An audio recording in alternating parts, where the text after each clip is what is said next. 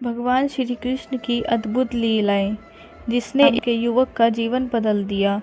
एक छोटे से गांव में गोपाल नाम का एक युवक रहता था। उसका जीवन बहुत ही साधारण, न ज्यादा पैसे न कोई खास पहचान, लेकिन दिल में एक बहुत बड़ी दौलत थी, भगवान श्री कृष्ण के प्रति अटूट श्रद्धा। गोपाल हर दिन सुबह उठते ही सबसे पहले कृष्ण जी का नाम लेता था। उसके घर में एक छोटी सी मूर्ति थी जिसे उसने बहुत प्यार से सजाकर रखा था। वह रोज उस मूर्ति के सामने दीपक जलाता, भजन गाता और अपने मन की बातें कृष्ण से करता। गांव के लोग उसे अक्सर पागल कहते थे। अरे गोपाल, ये पत्थर की मूर्ति क्या तेरी मदद करेगी? भगवान अगर होते तो तेरा हाल ऐसा क्यों होता? लेकिन गोपाल बस मुस्कुरा देता और कहता, मेरे कृष्ण सब देख रहे हैं, सब करेंगे।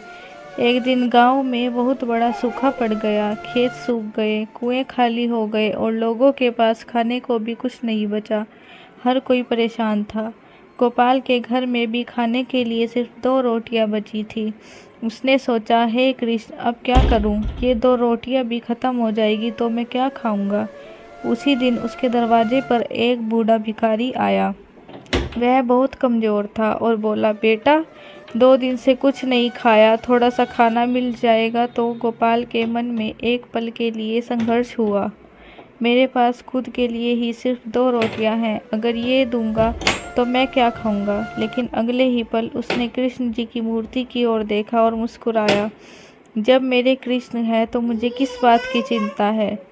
उसने दोनों रोटियां उस भिखारी को दे दी। भिखारी खाना खाया और जाते जाते कहा, तूने आज भगवान को खिलाया, भगवान तुझे कभी भूखा नहीं रखेंगे। गोपाल को उसकी बात सुनकर अजीब सा सुकून मिला। अगले दिन गोपाल के घर में खाने के लिए कुछ भी नहीं था, लेकिन फिर भी उसने अपनी पूजा नहीं छोड़ी।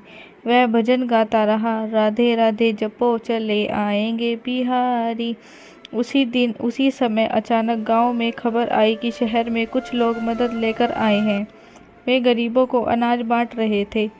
गोपाल भी वहां गया। जब उसकी बारी आई तो उसे जितना अनाज मिला वह दूसरों से कहीं ज़्यादा था। लोग हैरान थे, इसे इतना ज़्यादा क्यों मिला? वह आदमी बोला, पता नहीं क्यों, लेकिन मुझे लगा इसे ज़्यादा देना चाहिए। गोपाल समझ गया, मेरे कृष्ण की लीला है। कुछ दिनों बाद गांव में एक और मुश्किल आ गई। इस बार गोपाल बीमार पड़ गया। उसके पास इलाज के लिए पैसे नहीं थे। वह बिस्तर पर पड़ा था, लेकिन फिर भी उसने कृष्ण का नाम लेना नहीं छोड़ा। एक रात उसने सपना देखा, एक सुंदर बालक मुरली बजाते हुए उसके पास आया। वह बालक और कोई नहीं, स्वयं भगवान श्री कृष्ण थे। कृष्ण मुस्कुराते हुए बोले, गोपाल, डर मत, मैं हमेशा तेरे साथ हूँ। सुबह जब गोपाल उठा तो उसकी तबीयत पहले से काफ़ी बेहतर थी।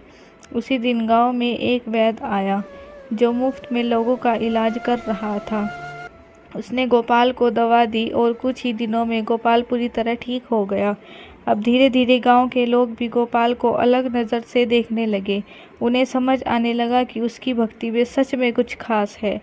एक दिन गांव का सबसे अमीर आदमी, जो हमेशा भगवान को नहीं मानता था, गोपाल के पास आया और बोला, गोपाल, क्या सच में भगवान होते हैं? क्या वो हमारी मदद करते हैं? गोपाल मुस्कुराया और बोला, भगवान हमेशा हमारे पास होते हैं, बस हमें उन पर सच्चा विश्वास होना चाहिए।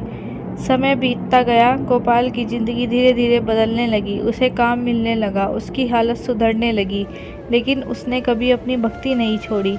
एक दिन वही बूढ़ा भिखारी फिर से उसके घर आया। इस बार गोपाल ने उसे पहचान लिया और कहा, बाबा, आप फिर आ गए। भिखारी मुस्कुराया और बोला, क्या तू मुझे पहचानता है?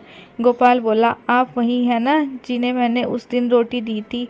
भिखारी की आंखों में चमक आई। अचानक उसका रूप बदलने लगा और देखते ही देखते वहाँ खड़े थे स्वयं भगवान श्री कृष्ण। गोपाल की आंखों से आंसू बहने लगे। वह उनके चरणों में गिर गया। हे प्रभु, आप? कृष्ण जी ने उसे उठाया और बोले, गोपाल, जब तूने अपने हिस्से की आखिरी रोटी मुझे दी थी, उसी दिन मैंने तय कर लिया था कि मैं हमेशा तेरे साथ रहूँगा। तूने कभी मुझसे कुछ नहीं मांगा, सिर्फ मुझ पर विश्वास किया, यही सच्ची भक्ति है। इतना कहकर कृष्ण जी अंतर्ध्यान हो गए।